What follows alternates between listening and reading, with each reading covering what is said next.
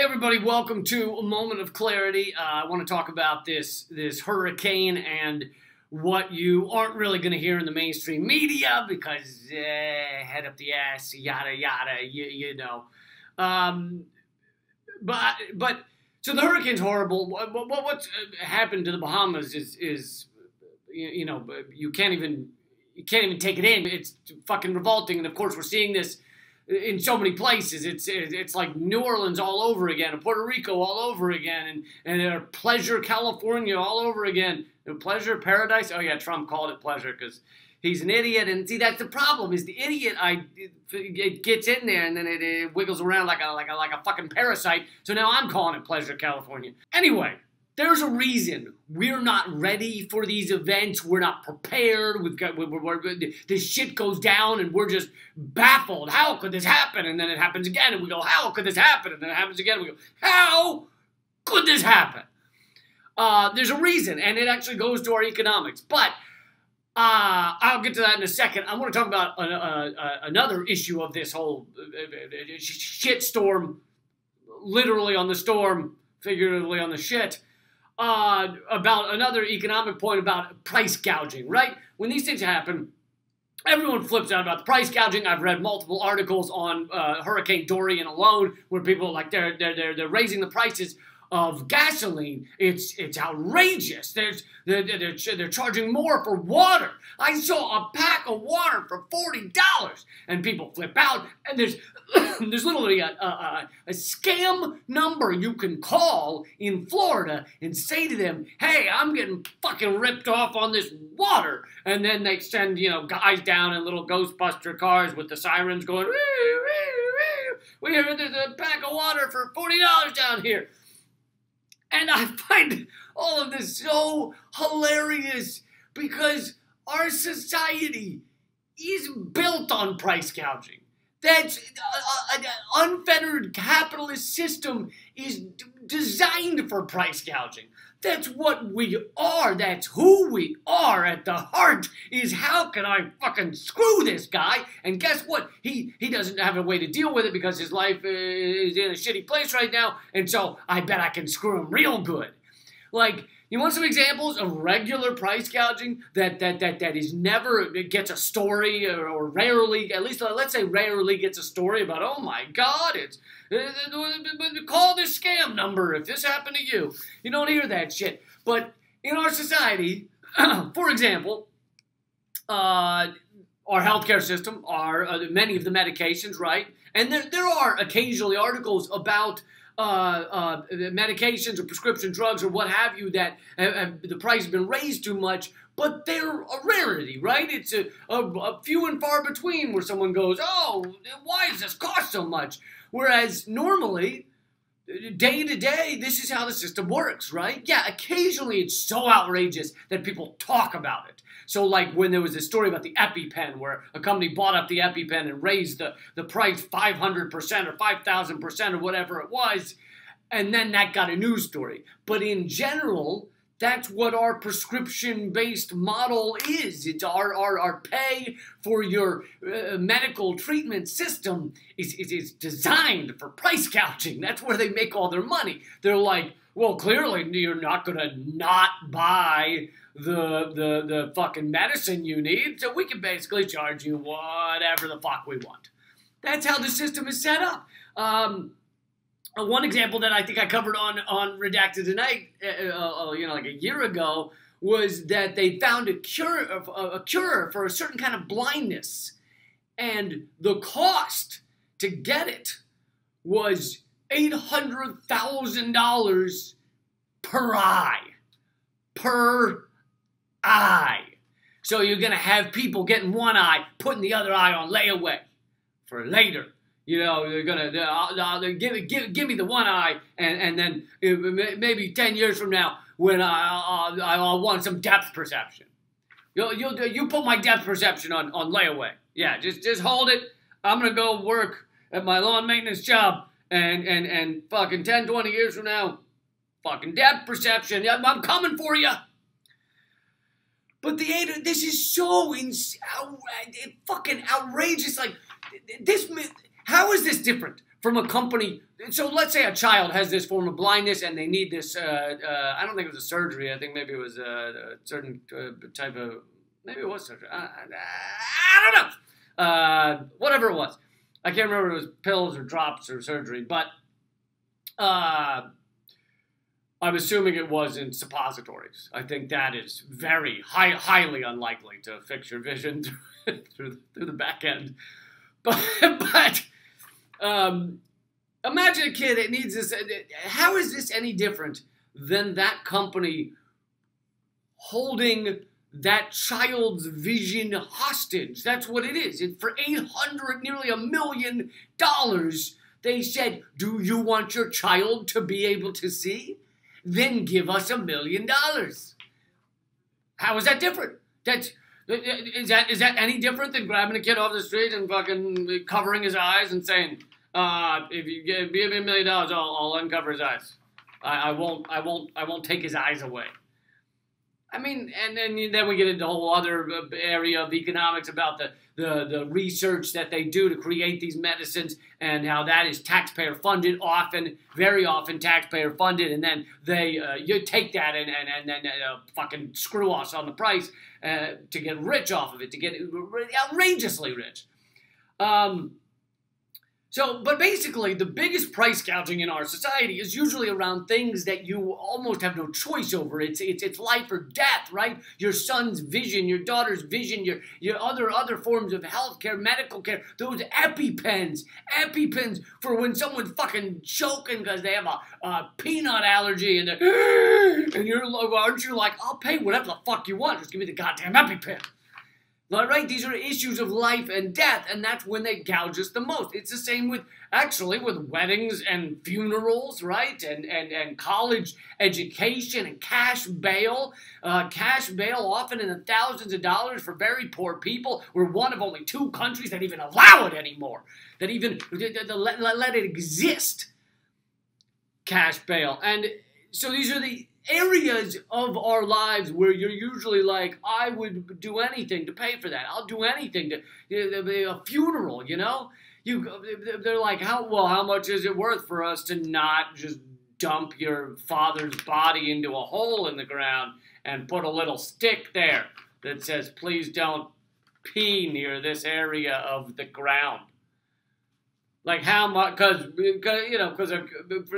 that coffin, you owe us, $50,000. And you're like, Jesus Christ, I don't have $50,000. And they're like, all right, well, for $20, we'll put him in this baggie and we'll toss him over our shoulder. That's only $20.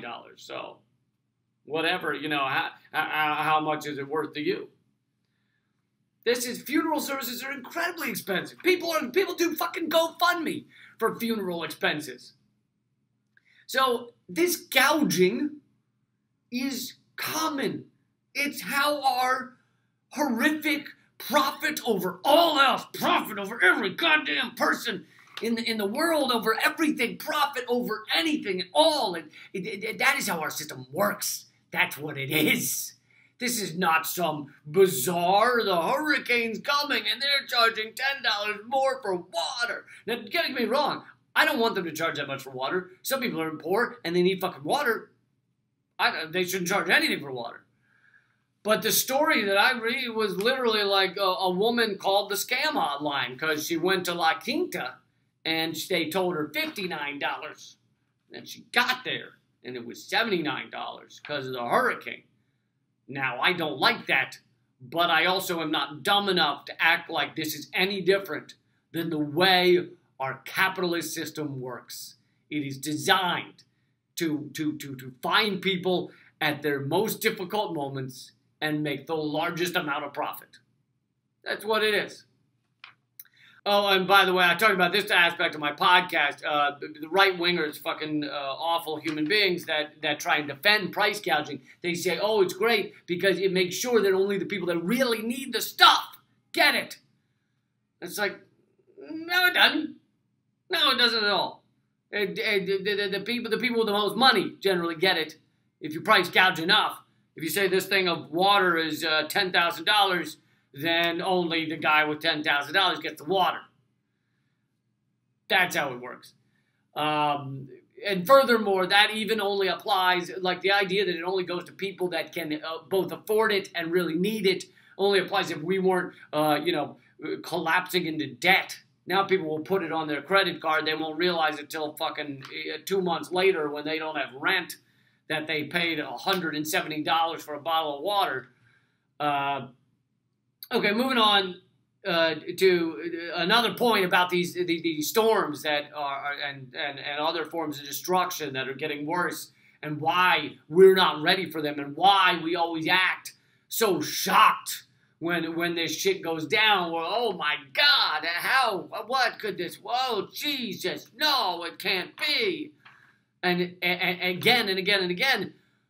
Well, there's a reason we're never prepared for these things. And guess what? There are countries that are prepared for them. And I'll give you an example in a second. But the reason we're not prepared for these is because our system is set up for Jesus Christ, say the word, short-term greed, not short-term. Short-term greed, short-term profit. There's no profit for a company to come into a society, an area, a region, a county, and prep it for 10 years from now when the big one hits, the big earthquake, the big hurricane, the big when the lagoon of shit at the pig farm breaks open and floods the valley, and everyone's going, oh, we're drowning in pig shit. That only happens once every 10 or 20 years, right? And there's no benefit for a company to come in and go, let's get ready for that. No. The company comes in and they get you ready. They not get you ready. They do what's they're going to be paid for short term. Now I've shifted it. Oh man, short term is when it's the amount of time a shirt lasts. This one's kind of ripped, so the short term is almost over on this one. But they're not going to. They're not prepping for the future. They're not prepping long term. So whose job is it to prep long term, to get us ready for that storm that will hit, for that fire that will fucking destroy people's lives? It's the job of our society, of our government, of our groups of people that get together and decide, you know what, we want to prepare our area for this storm or that. And guess what? That's done outside of profit. Outside of profit? What? I've never heard of such a thing. What is this? What is this outside of profit you speak of? That is the only way this shit gets done. That is the only way areas prepare for something that's not happening soon. And the corporations that, let's say, build a house or set up an area and for the short term, they get their money and they leave. They're not attached to the area anymore. They don't care whether 10 years from now things are fucked. In the case of Hurricane Harvey, where the area of Texas where it hit flooded so terribly, they had paved over everything and so there was no way for the water to drain because no one was prepping for such a thing. They were just building as they were told to make a profit short term. So, and it didn't even last for the short term. And here's an example of a country that does do this. Cuba. Cuba does very well in hurricanes. Historically speaking, so far, they've done very well in hurricanes. Why? Because the way they prep for hurricanes is not profit related. It's not designed to get someone rich. It's just designed to prepare the people for the devastation. And that is something we don't do. And then we act for a minute after these disasters happen in America. We act for a minute like, oh, this is horrible and we need to help these people. And then the news cycle changes and we're done. And that's it.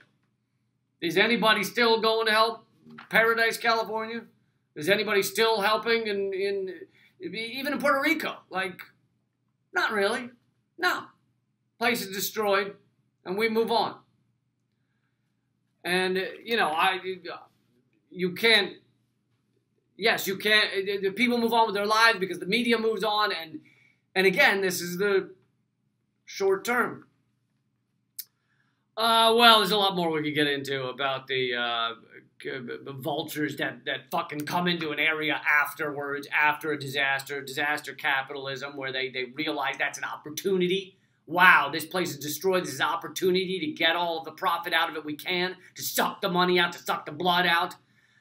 We certainly see that, but I think I've gone through enough of this for now. I think I've tripped over enough fucking words for this episode.